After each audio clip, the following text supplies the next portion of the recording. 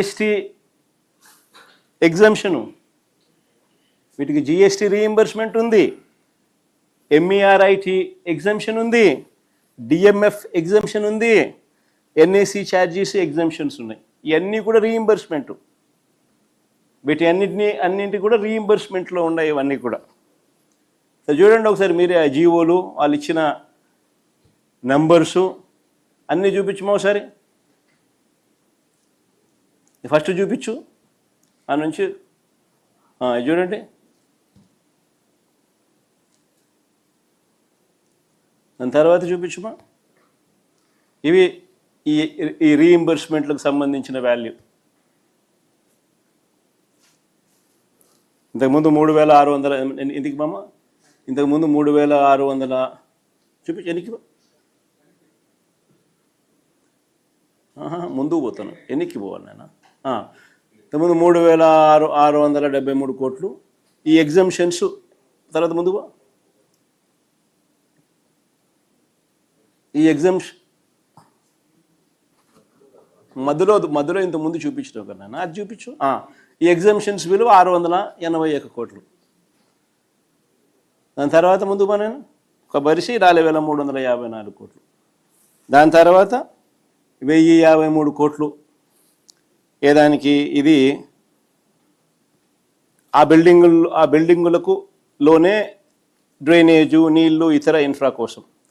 తర్వాత ఈ పక్కన ఇదే బిల్డింగుల కోసమే లిఫ్ట్లు, ఏసీలు, ఎలక్ట్రికల్, ప్లంబింగ్ పనుల కోసం మరో 2300 కోట్లకు సంబంధించిన ఇంకో జియో. తర్వాత ముందుకు బొమ్మ, ఇది అద్దాల కోసం, ఈ బిల్డింగుల్లో అద్దాల కోసం ఇంకో జియో, ఇది 2540 కోట్లు.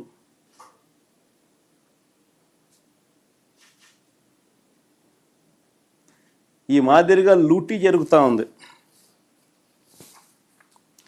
నిజంగా బెంగళూరు, హైదరాబాదు, చెన్నై లాంటి మహానగరాల్లో కూడా 5 స్టార్ సదుపాయాలతో కలిపి, టాకింగ్ అబౌట్ 5 స్టార్ అకామిడేషన్, అంటే 5 స్టార్ లాబీసు, ఆ మాదిరిగా ఉండే high end residential flats. 4500 cost of construction, 4500 దాటదు. అంతేనా మరి? తెలంగాణలో కూడా ఇటీవల కేసీఆర్ గారు సచివాలయాన్ని తెలంగాణలో కట్టారు. 28 ఎకరాల్లో నిర్మించారు ఆయన. దాదాపు 10 లక్షల చదరపు అడుగులు, 615 కోట్లు.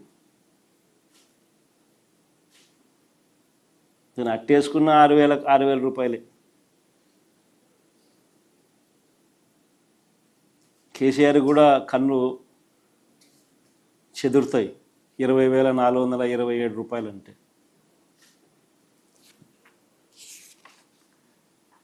కానీ మన సెక్రటేరియట్ బిల్డింగ్కి మాత్రం 10,665 కోట్లు. ఏమిటి దోపిడీ అని ఎవరైనా ప్రశ్నిస్తే బాబుకు బీపీ పెరుగుతుందా? ఈ బిల్డింగ్లు కాక మళ్ళీ కొత్త అసెంబ్లీ అంటున్నాడు, మళ్ళీ కొత్త హైకోర్టు అంటున్నాడు. కొత్త అసెంబ్లీ కోసం 11,21,970 ఎస్ఎఫ్టీ అంట, మళ్ళీ కొత్త అసెంబ్లీ అంట. ఈ కొత్త అసెంబ్లీ కోసం ఇప్పటిదాకా వీళ్ళు తేల్చిన ఖర్చు 1947 కోట్లు. ఎందుకంటే దానికి సంబంధించి 3 జీవోలు ఇచ్చినారు చూడండి.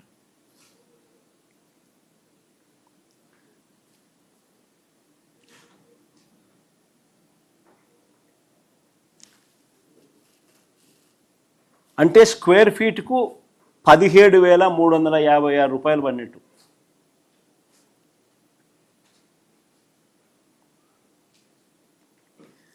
మళ్ళీ కొత్త హైకోర్టు, ఇది మళ్ళీ 20,32,231 ఎస్ఎఫ్టీ. దీనికి ఇంకా పూర్తి టెండర్లు కంప్లీట్ చేయాల. ఇంతవరకు పిలిచిన వాటిని 1,480 కోట్లతో ఇప్పటిదాకా పిలిచినారు. అదే 1,480 కోట్లు. ఇది పూర్తయ్యేసరికి ఇది ఏ స్థాయికి పోతుందో తెలియదు, కానీ ఇంతవరకు పిలిచిన పరిస్థితి ఇది.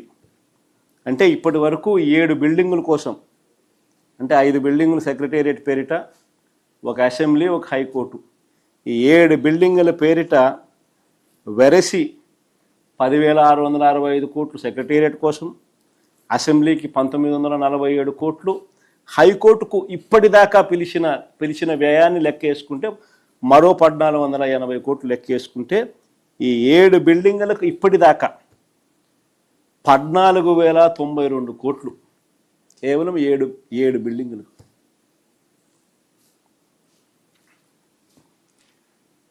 నిజంగా ఇది బిల్డింగుల వరకు పరిస్థితి ఇట్లుంటే, ఇక రోడ్లు చూస్తే నిజంగా మళ్ళీ కళ్ళు చెదురుతాయి. అమరావతిలో వేసే రోడ్ల స్కాములు చూస్తే దేశంలో ఎక్కడ కూడా హైవేలు వేసినా కూడా కిలోమీటర్కి అయ్యే ఖర్చు ఎంత అని చెప్పి ఈ మధ్యకాలంలోనే 5 సెప్టెంబర్ 2026 పార్లమెంటులో కేంద్ర మంత్రి గారిని, హైవేస్ మినిస్టర్ని, నితిన్ గడ్కరీ గారిని ప్రశ్న అడిగినారు పార్లమెంట్లో.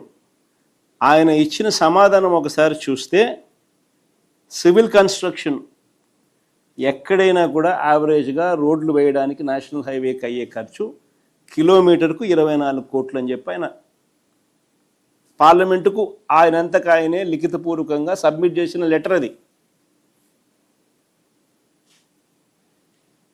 అక్కడ బాగా కనిపిస్తుంది చూడండి, అటువైపు కూడా బాగా కనిపిస్తుంది, ఇటువైపు కనపడని వాళ్ళకు.